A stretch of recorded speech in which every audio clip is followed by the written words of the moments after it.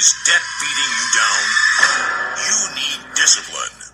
You need the Debt Ninja. If you've been caught in a financial trap and need to be set free, then you need the Debt Ninja. Want to stop those harassing collection calls, start saving thousands in interest and fees, and get out of debt fast? Then you need to call the Debt Ninja.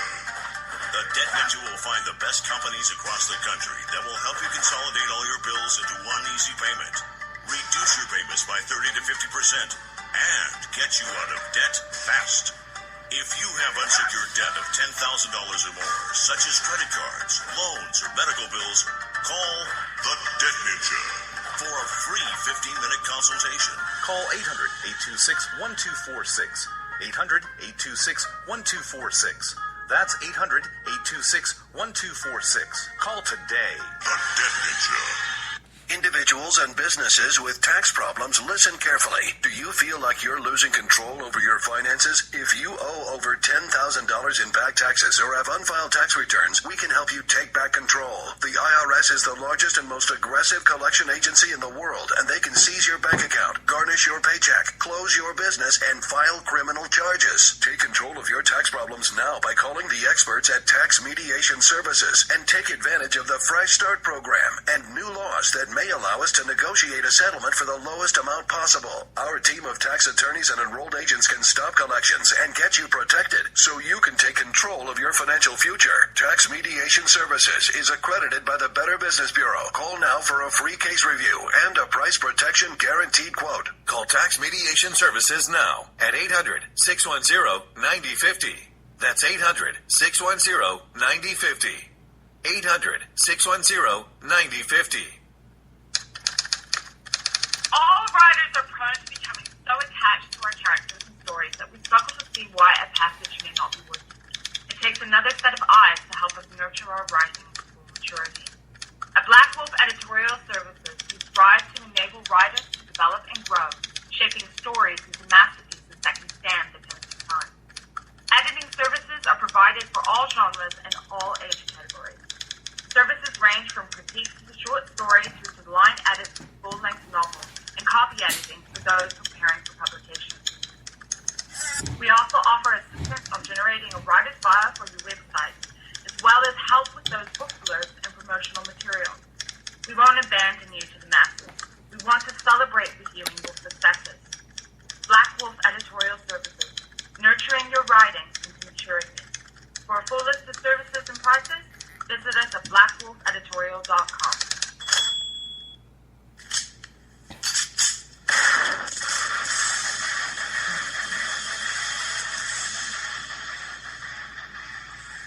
This is Slickery Trigger for Rebel Road Tactical. With proper care and feeding, your pistol will be ready when you need it, there to save your life. Shouldn't your gear be that good? Whether you need a holster for comfortable everyday carry or a tough-as-nails holster for your next training course, Rebel Road Tactical has what you need. Check us out on the web at rebelroadtactical.com.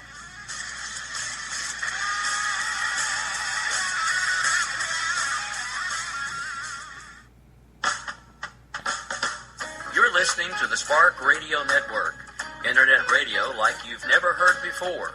Innovation, creativity, and imagination are all set to begin with a spark. So fasten your seatbelt and take the ride of your life and listen for the spark.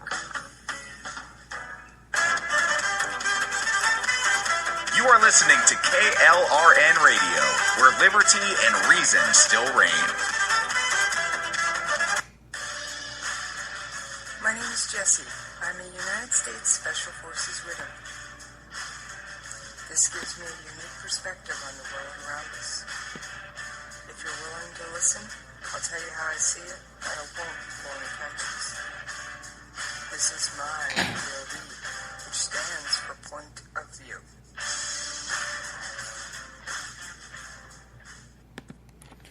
All right, everybody, welcome to Jesse's Point of View. And no, Jesse did not take hormones. Jesse did not go through any surgery. Jesse is not here right now at the moment.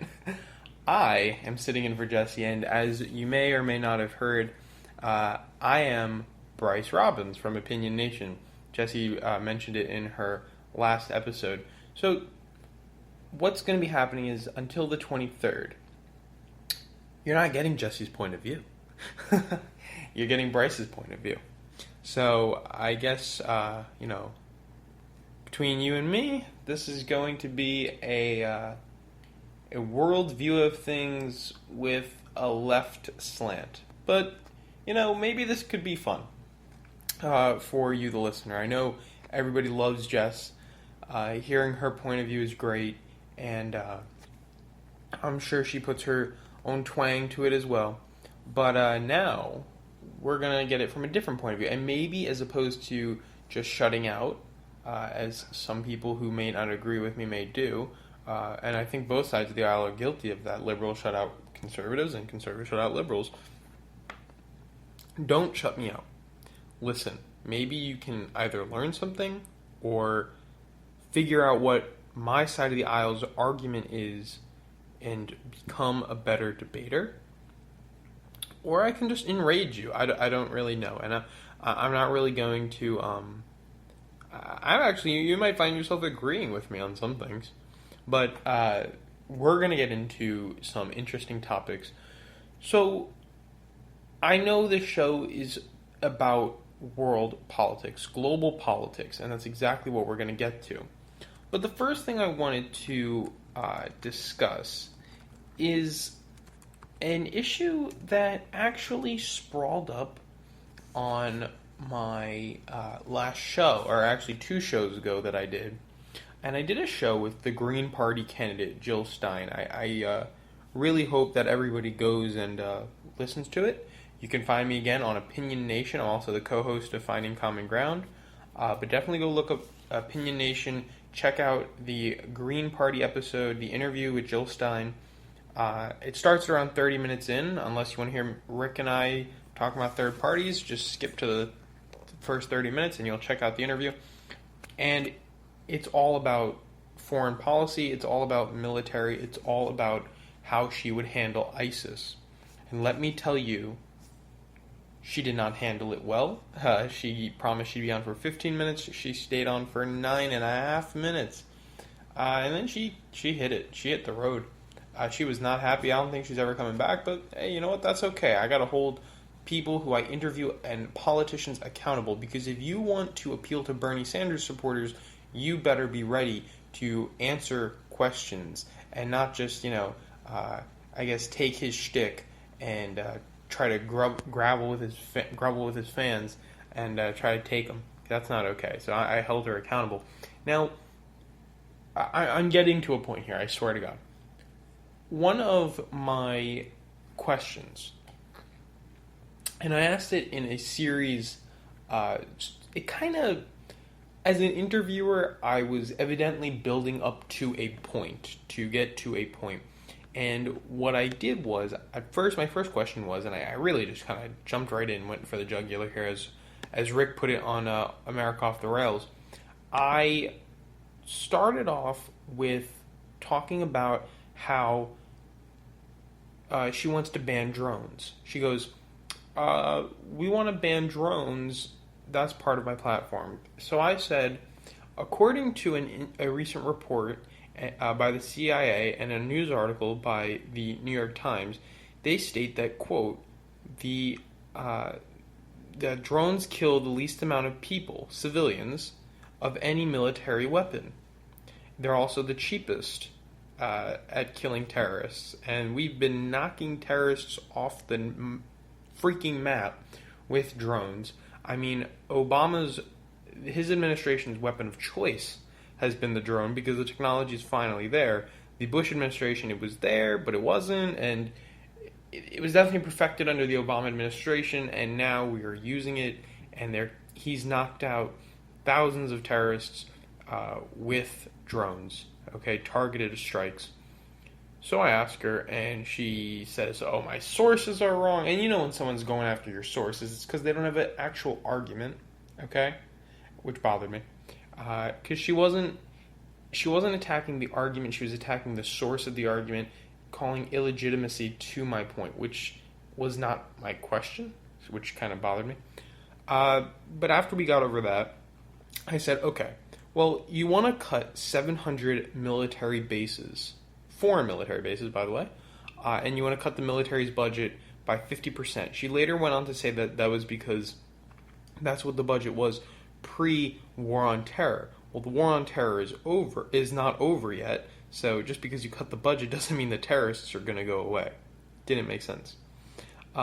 Anyways, she appeared to show me that she is inept at answering questions, just dodging the questions, trying to bring it back to climate change, which, might I add, is my single biggest issue, which killed me to beat up on somebody who's an environmentalist, but simply did not know what they were talking about for one of the most primary jobs for the president, foreign policy. She continues on after that. My follow-up question was, well, after all the drones are gone, after you've cut the military's budget, after you've got rid of 700 foreign military bases, won't countries like Russia continue to expand into Crimea or China into the South China Sea? Won't they continue to bully countries around them? And I asked her where she got the number 50% from. She goes on to tell me this whole yada yada answer, and you can go listen to the interview and judge for yourself. And here's where I want to pick up. This is a problem in our country. The war sentiment towards Iraq and Afghanistan. And I gotta tell you, it is not smart. This episode, I'm going to be combining U.S. foreign policy with my little twang to it to try to make this episode a little kind of combination of opinionation and Jesse's point of view, just so I can ease in and watch. By the time I'm on the 23rd, I'll be wishing I had more time here talking about foreign policy. But let me be clear. Oh, look at me, I sound like Obama. Let me be clear. Alright, the Bush administration did say that a stronger group would rise up if we were to leave Iraq too soon. I actually would like to play that clip for you. I know some in Washington would like us to start leaving Iraq now. To begin withdrawing before our commanders tell us we are ready would be dangerous for Iraq, for the region, and for the United States. It would mean surrendering the future of Iraq to Al-Qaeda. It would mean that we'd be risking mass killings on a horrific scale. It would mean we allow the terrorists to establish a safe haven in Iraq to replace the one they lost in Afghanistan. It would mean increasing the probability that American troops would have to return at some later date to confront an enemy that is even more dangerous. I know. Alright, so, look, I don't like George Bush, but that is, as the title puts it, a prophetic statement. And we did leave Iraq too soon, and he actually is the one who signed us out of Iraq.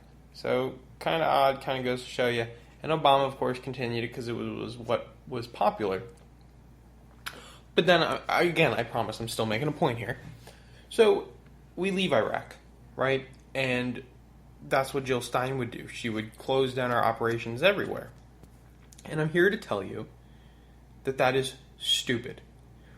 It is beyond dumb foreign policy. It's dangerous foreign policy. It's not safe foreign policy. We have two bad parts to our foreign policy, and that is that we start problems and then we don't solve problems. Let's not forget, folks, we were in Japan for 50 years after we went and destroyed them. After VJ Day, we were there for 50 years. We were in Iraq for 13. Now, there is a whole host of reasons why Iraq was so different, in the sense that, as Dwight D. Eisenhower put it, or almost to say we did not take his advice, and we did fall trapped to the military-industrial complex. The people were not aware, and it seems that the government and business fell right into each other. Halliburton making like $18.2 billion off the Iraq War. So it is different in a sense. But look, my point here is, and I'm kind of trying to ease you in here, but with Jill Stein's point of view, the world will become a more dangerous place. We need to do a few things. One, we have got to stop we've got to stop, I guess, being so silly. When it comes to this, how do I even put it? When it comes to how we conduct our military operations, but then again, in hindsight, hindsight's a B, right? I'm not going to say it, but hindsight is a jerk. So I guess I'm kind of playing Monday night quarterback here. But my point here is that it's a disaster how we are treating we are treating the situations beforehand, right? We bomb the crap out of people, just like Donald Trump says, and then what's weird is we don't complete the job. All right, but here is something I want to kind of move to, is that our liberal media, and I'm saying that as a joke, okay, our media, which in no sense of the form is by any means a liberal media. We have Fox News, which kind of disproves that. We have One American News. CNN is just crappy. MSNBC is garbage. I like the public radio and I like the public news, but that's beside the point. I'm trying to get you to know me. But what I want to get to is a news story that I actually found on PBS was about how the U.S.-backed forces liberated a key city from ISIS, freeing 2,000 hostages. So the city called Manbij, I hope I pronounced that right, was liberated by from the Islamic State, whose grip on the city has lasted for more than 2 years, but faltered this past month, from an article from PBS. To continue with that, it states that the Islamic State had held the city, which was located approximately 60 miles from Aleppo, I think I got that one, since January of 2014. After 73 days of fighting, the last of the remaining Islamic State fighters left Friday, as rebel forces freed 2,000 people that the Islamic State had used as human shields, according to BBC. Now, what this means, what we saw were people from this city burning their burqas, burning hijabs, they were cutting their beards, they were so happy that ISIS was gone. Let me just read a caption. There's a picture of the man cutting his beard. He goes, "A man cuts the beard of a civilian who was evacuated with others by the Syrian Democratic Forces, or the American-led forces that went in with rebel troops from the Islamic State-controlled neighborhood of Manbij in Aleppo." And let me tell you, he's doing so because he's finally free. And if America took Jill Stein's point of view and didn't almost act as a global police force, but not quite, if we didn't act, if we followed what Donald Trump said and got out of NATO, we would be in a more dangerous world. So this episode is almost, where does our military fit? I don't want to play Monday night quarterback, so I almost don't want to give scenarios where we went wrong in the past, but I want to tell you where we should go in the future. This story shows that an isolationist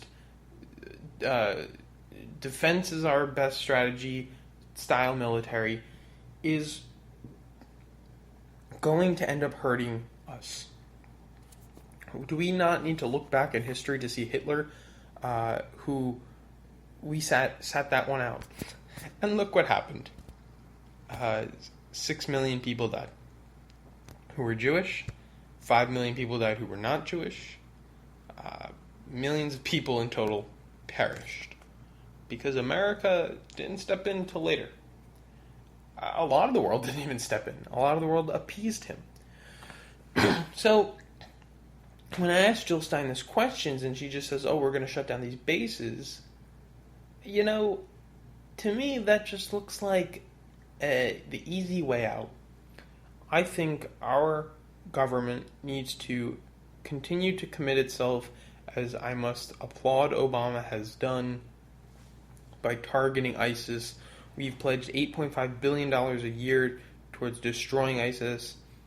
And again, I really think that not only does this have to be a Middle Eastern effort, but the United States does have a role to play. Be it, and this is a point that Jill Stein did say that I could agree with, we might have had a hand in helping them start up.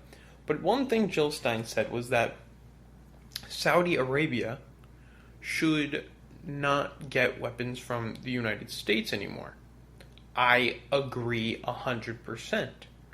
But Saudi Arabia hates ISIS. While we should not sell them weapons, because they might have even attacked us on 9/11, as we could see from the 28-page document that was released, we should not be, this saying, the enemy of my enemy is my friend. The greater enemy right now is not the radical Islamic government that is Saudi Arabia, it is ISIS. And we should deal with Saudi Arabia later. But anyways, these 2,000 people were freed from the city near Aleppo, and it's because the United States, and it's because we backed forces, and they got these people freedom. And my biggest fear is that if we pull out of, bases around China, in Taiwan, in, wherever, or we pull out bases near them, what happens? Those countries will get walked on by China, by Russia, by Iran, by Saudi Arabia, and I guarantee it, we will see democracy fall. And it's just a fact. I'm just telling you what we've seen in history, and I might be 17 years old, right? You're listening to a 17-year-old, but I'll tell you this. I'm not naive. I'm not stupid. I can look in a textbook and tell you when the United States is not there, when we do not play a role in global politics, someone else will, and that someone else is normally a lot scarier when it comes to individual liberty and freedom. And it's just terrifying. It really is terrifying. And I really am so happy that these people were freed. I'm glad that the United States is playing a role in the war on ISIS, and if you vote for Jill Stein, you're voting for ISIS to essentially continue its mass slaughter in Iraq. I mean, she says she wants to end wars in Iran and Iraq and Afghanistan. I don't think she realizes that the wars are over there, but if we pulled out troops now, all of them, I think we're sending over 8,000 more to Afghanistan, I believe, but if we just take them all out, we will do exactly what George Bush said. Open up a pocket for radical Islamic terrorism to breed. When they're breeding, they're going to be getting children, and that is the most dangerous thing. Look at Mao Zedong. Look at Hitler, the Hitler Youth. Look at Mao Zedong's Little Red Book. Everybody had to carry it around. Once you get the youth, oh, baby, you got a whole generation brainwashed. And that is when you have problems. That is when we are... Excuse me, whoa. That is when we're in danger. So, look, I'm just going to report to you what I find, and I'm going to tell you. Chilstein doesn't have a good idea. Donald Trump's ideas are not good, bombing the shit out of them. And I just hope that our country gets on a better path where we fix our military, make it more efficient, less costly, but also take out terrorism and send a message to countries like Russia, like China. Back out. Alright, get out of these countries. They deserve freedom. They deserve a voice. They're different, from your country. Get out. And that is really what we need. Now, I want to... I'm going to move on from this topic. I kind of want to get to the Olympics. And I also want to get to something about Cuba. But actually, I think I'm going to do that one first. But before I do that, I do want to take a quick break. And when I get back, we're going to talk about Cuba, I think, first. Yeah. It's something that I reminded myself about. And then we'll talk about the Olympics. But for now, I'm Bryce Robbins. This is not Opinion Nation. This is Jesse's point of view. I'm used to saying Opinion Nation. But we'll be right back after this break, folks. You're listening to the Spark Radio Network. Internet radio like you've never heard before.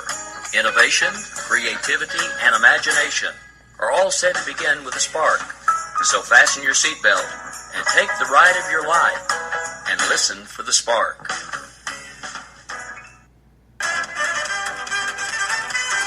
You are listening to KLRN Radio, where liberty and reason still reign.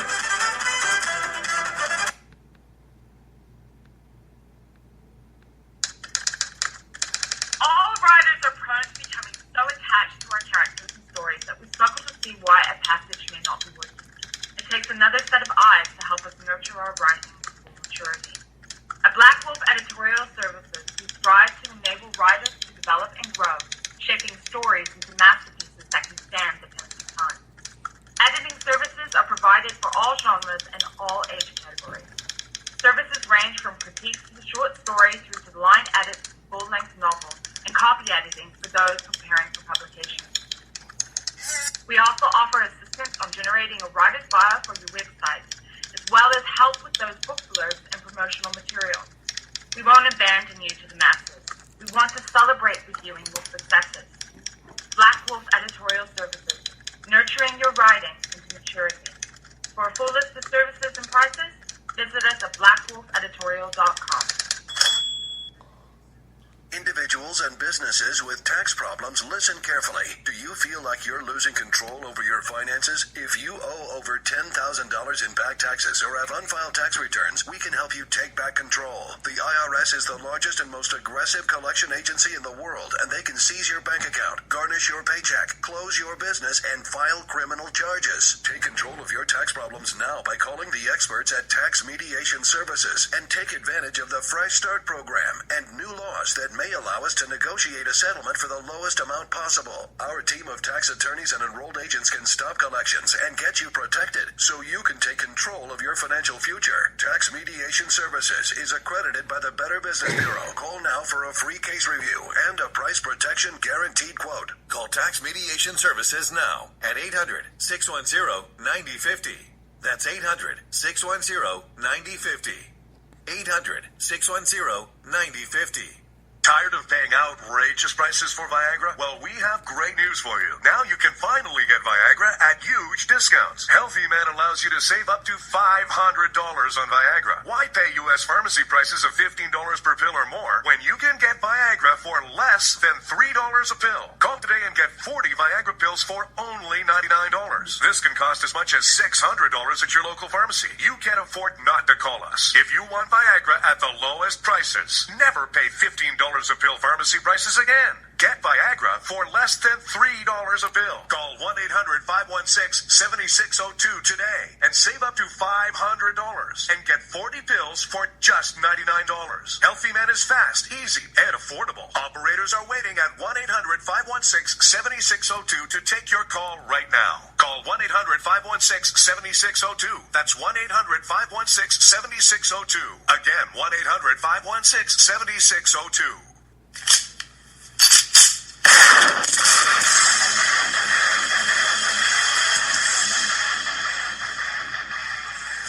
This is Slickery Trigger for Rebel Road Tactical. With proper care and feeding, your pistol will be ready when you need it. There to save your life. Shouldn't your gear be that good? Whether you need a holster for comfortable, everyday carry, or a tough-as-nails holster for your next training course, Rebel Road Tactical has what you need. Check us out on the web at rebelroadtactical.com.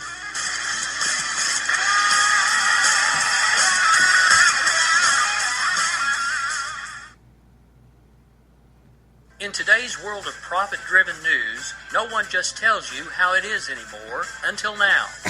Opinion Nation, hosted by Bryce Robbins, gives you the facts, then waits for you, the listener, to provide the opinion.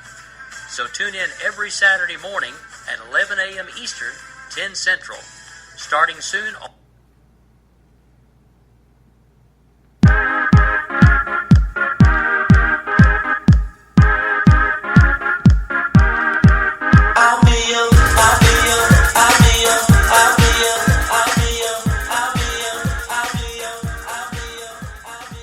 Alright, welcome back everybody.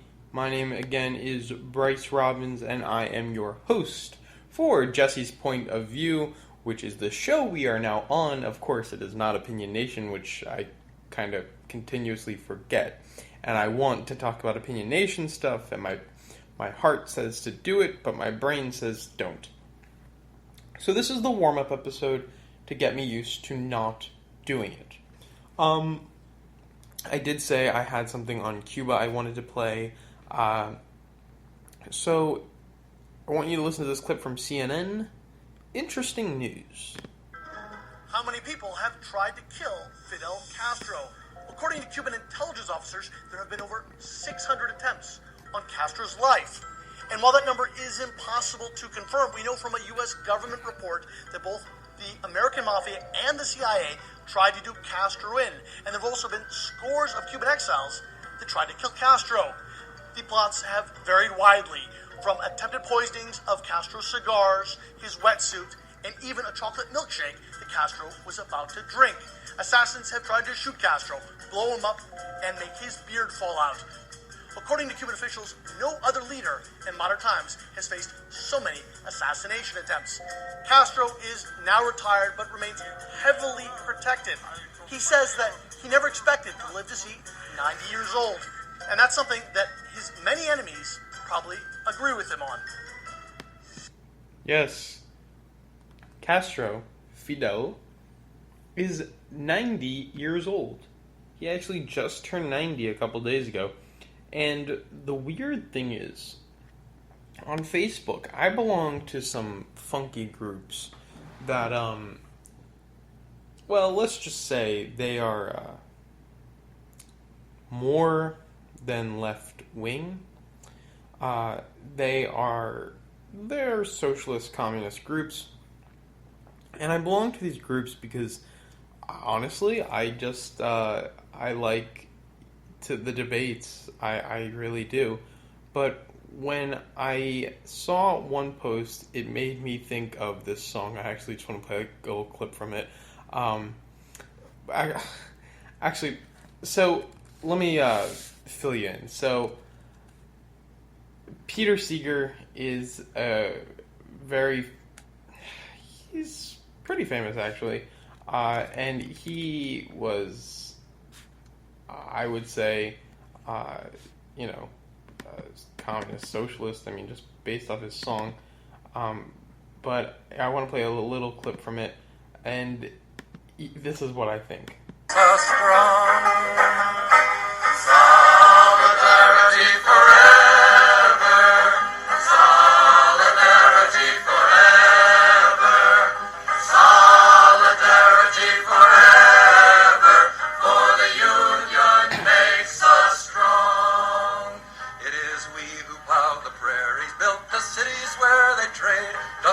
lines and built the workshops, endless miles of railroad laid.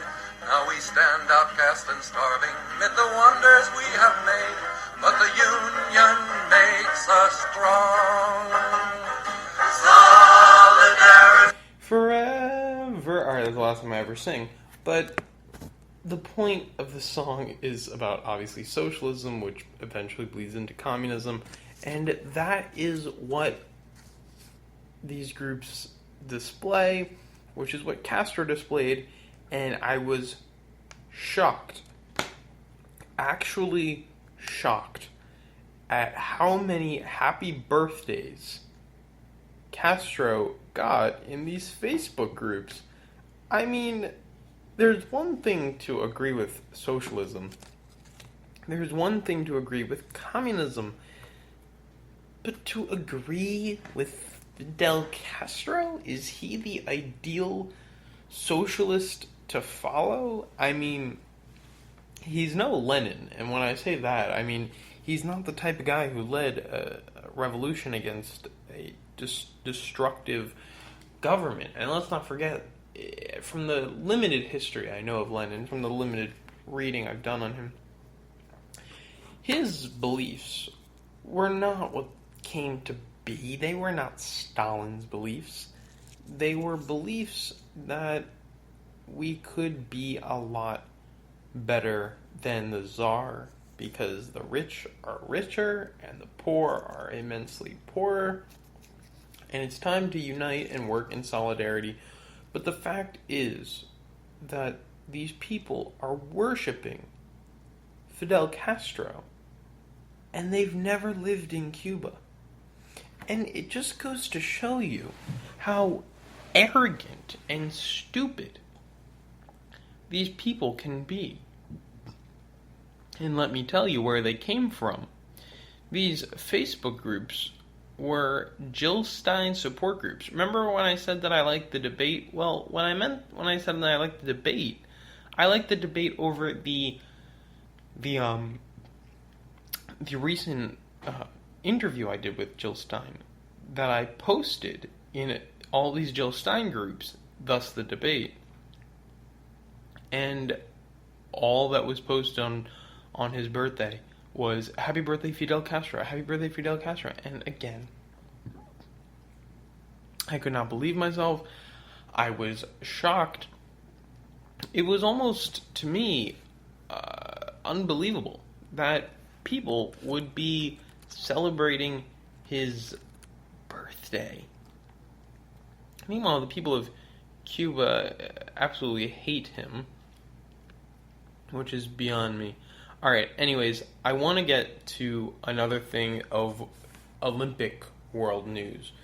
And be it that it is the Olympics, if I can find it, I remember there was a funny clip that everybody at KLRN was given. It was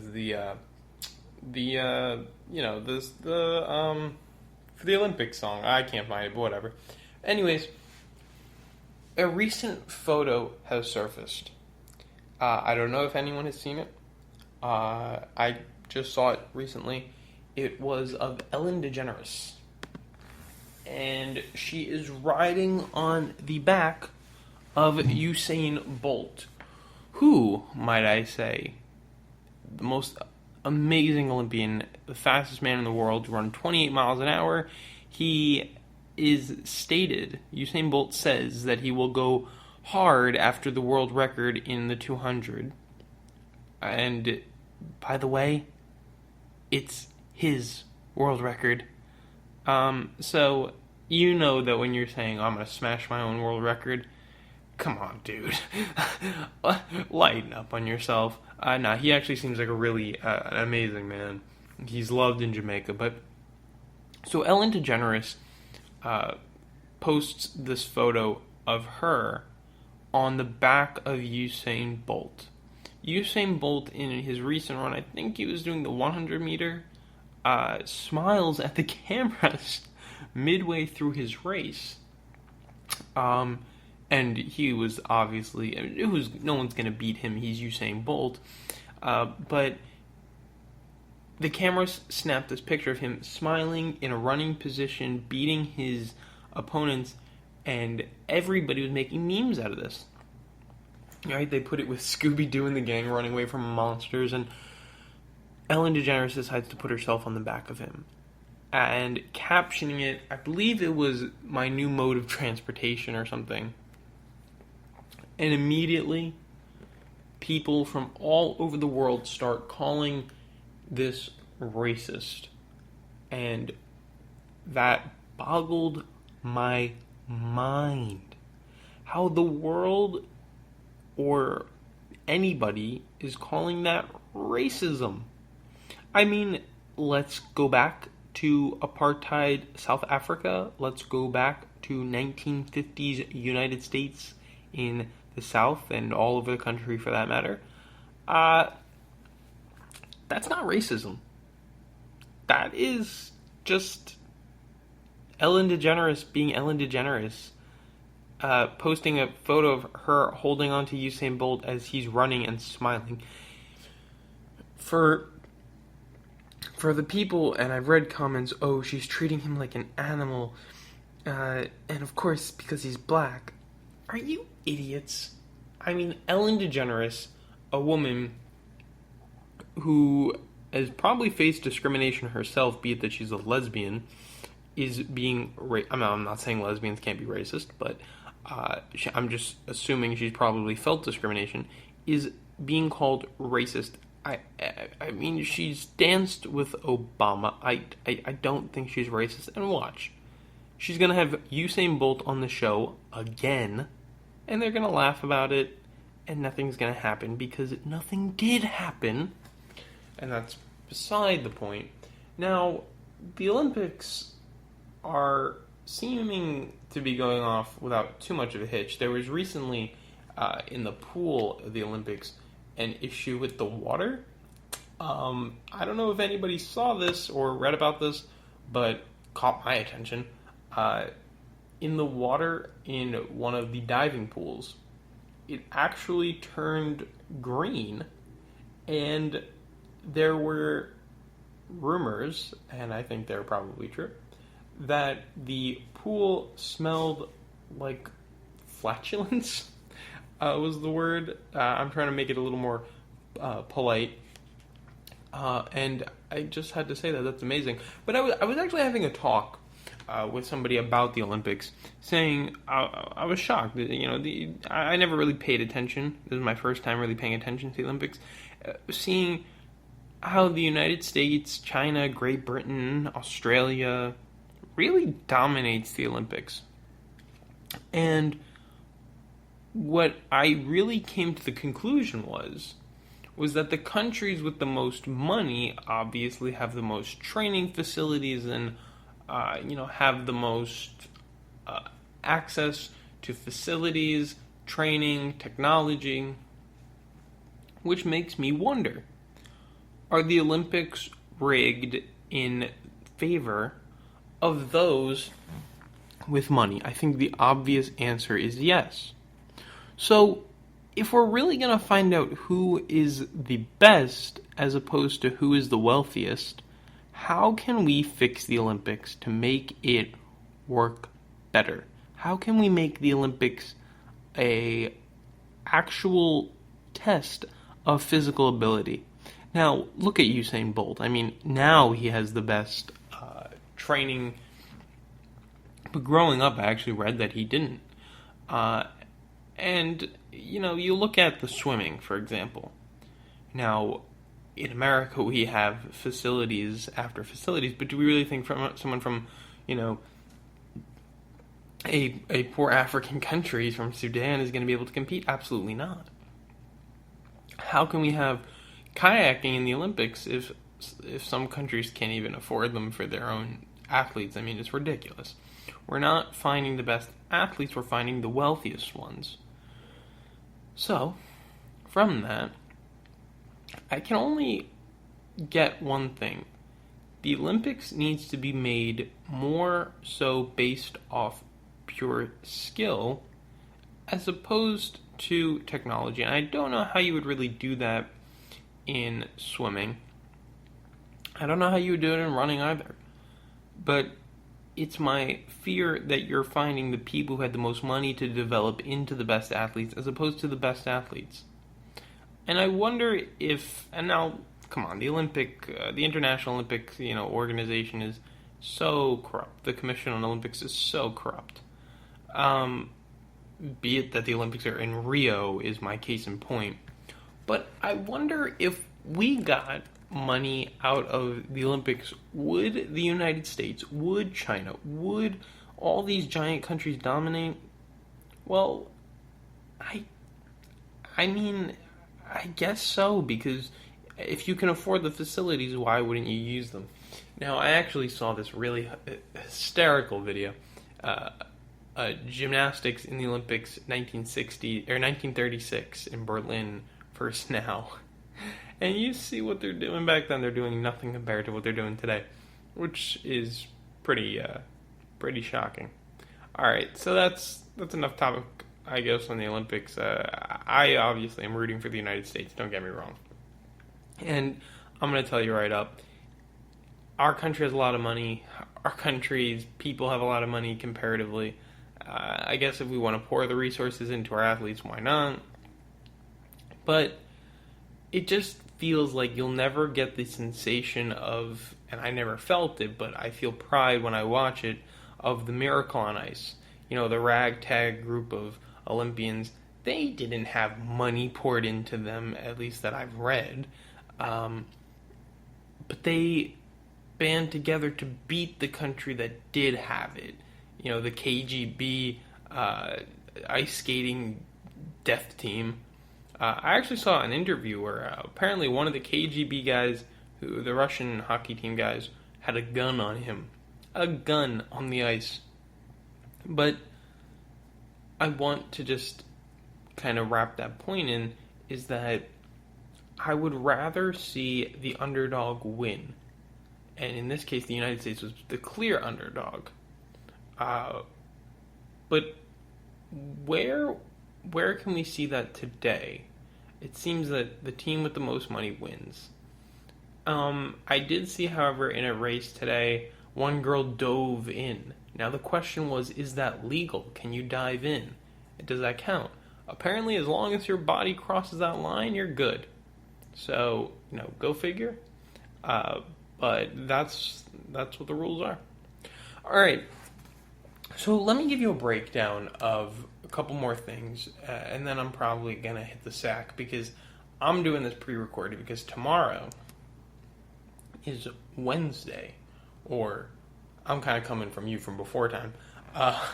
It is right now Wednesday, 2:50 a.m. for me. I'm doing a pre-record because I don't want to mess anything up live, and I've just been busy the whole day. So probably going to hit the sack in maybe like 10 minutes or whatever. But tomorrow's topic is going to be more world news, probably more worldly than today was. I do apologize. I'm kind of getting used to taking over for Jess's point of view, trying not to throw in too much OpNat. If you kind of like what on Opinion Nation, I would not be talking about the Olympics. Probably wouldn't have talked about the 2,000 people freed. I stick to domestic stuff. Domestic commentator.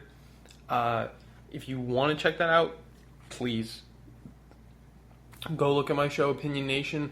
I'm going to be having a guest on my show this Saturday at 11 a.m. Eastern Standard Time. And the show is going to be with a guy running for president. Probably don't know who he is. His name's Ed Baker. He's from Oregon. Well, the guy's a 9/11 truther. He believes that the government may have been responsible for 9/11. And he's going to be joining me. So that will be interesting. I'm actually still to decide whether or not I want to have another guest on the show as well. An angry Jill Stein fan who angrily messaged me and tweeted at me a bunch of crap. So maybe let her come on and vent it out. But tomorrow, there is a lot of stuff in the news I want to talk about. There is a lot of, good juicy stories that always make the headlines. So I'll definitely be moving on to them. But I wanted to finish on one thing tonight. And this should take up the remaining time to fill the hour. So, something I thought would be a cool topic to kind of end the night with is something that might make me a little weird. And the topic is nuclear power. Yep, you heard that right. And I can probably guarantee you were not thinking Bryce is going to come on, he's going to talk about nuclear power. Yeah, no. And I'm not even talking about the Iran nuclear deal. Not at all. I want to talk about nuclear fusion, making sustainable energy from plasma. So, this gets cool. I want you to look it up. So, look it up. It's called ITER. ITER. The International Thermonuclear Experimental Reactor.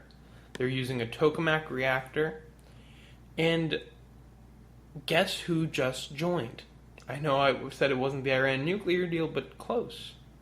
Iran just joined the International Thermonuclear Experimental Reactor is just had a new guest come aboard, and that is Iran. So currently it says that Iran is negotiating to join the International Thermonuclear Experimental Reactor project, a collaboration to build the world's largest tokamak reactor, a device which would be using magnetic fields to achieve controlled thermonuclear fission. Iran's nuclear agency stated on Saturday, but it seems from headlines that Iran has joined the project. Now, this project is the world's largest science project, and it made me think. The world is coming together in the south of France to construct this giant nuclear fusion ball that essentially would end our energy crisis. And I think of almost how weird that is, right? We have problems with Iran, but yet we see the more the merrier almost when it comes to joining this project. And so let me tell you, the current membership of ITER is the United States. First and foremost, we are a big part of it. The United States, France, we have Japan, we have the European Union is also. They're obviously acting as many countries, but they're acting as one unit. Russia, India, China. I said Japan, I believe, and there is also, I believe I'm missing one more. I said China, Russia, the European Union, Japan, the United States, India. I am missing somebody, and I apologize, but now Iran is joining in. So what's interesting, though, is that this is the world's largest, most funded science project, and what is so cool about this is that if it works, if it goes online, it's supposed to go online in 2021 or something like that, then it will be a game changer, because nuclear fusion is limitless energy. It's the energy from the sun in the palm of our hands, as was said by Dr. Octopus in Spider-Man 2. And if we could achieve this, we would enter a new age. When we learned how to make coal and CO2 our slave, the world boomed. If we could learn to make the atom our slave, the world would boom again. It is limitless, clean energy. And might I add, nuclear fusion is far safer than current nuclear fission. It is far more clean in the sense that there's no waste. And to be honest, our country, the United States, is only picking up 9.1% of the tab.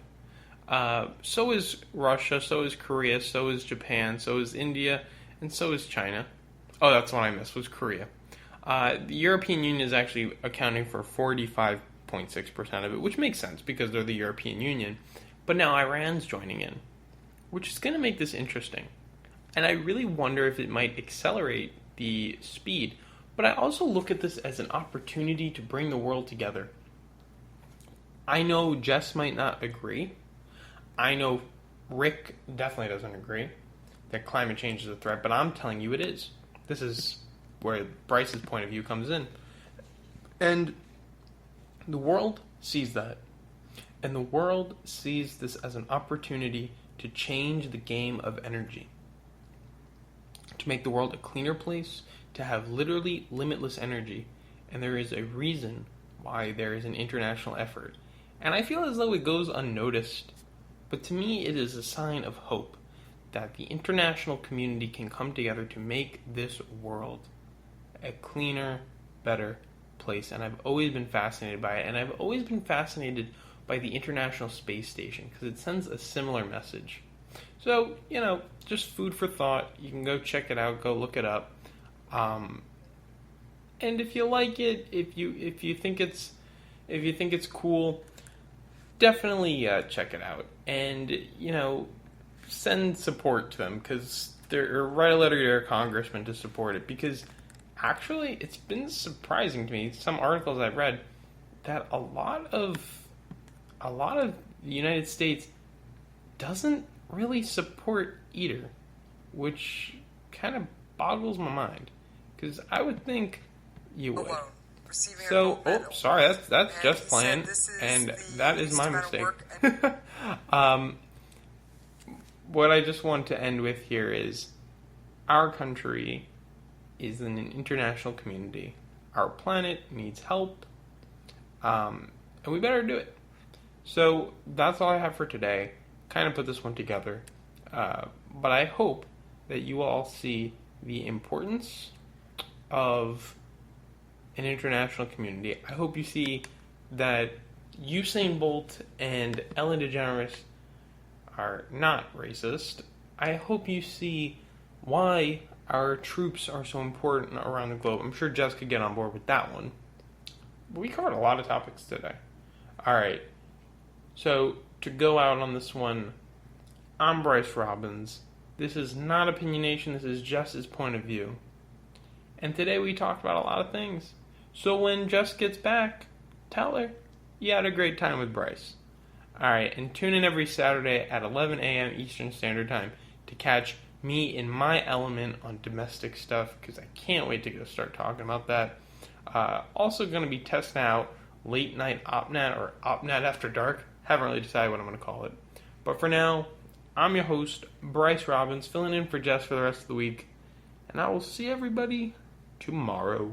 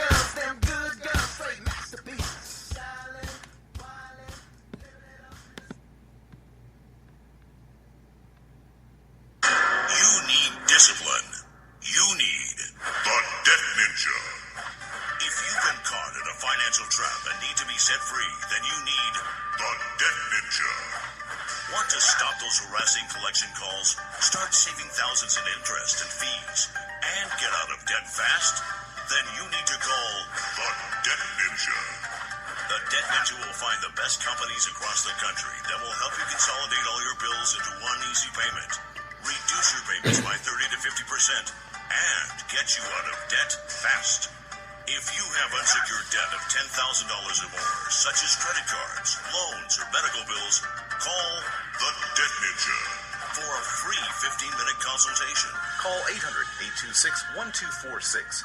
800-826-1246. That's 800-826-1246. Call today. The Death Ninja.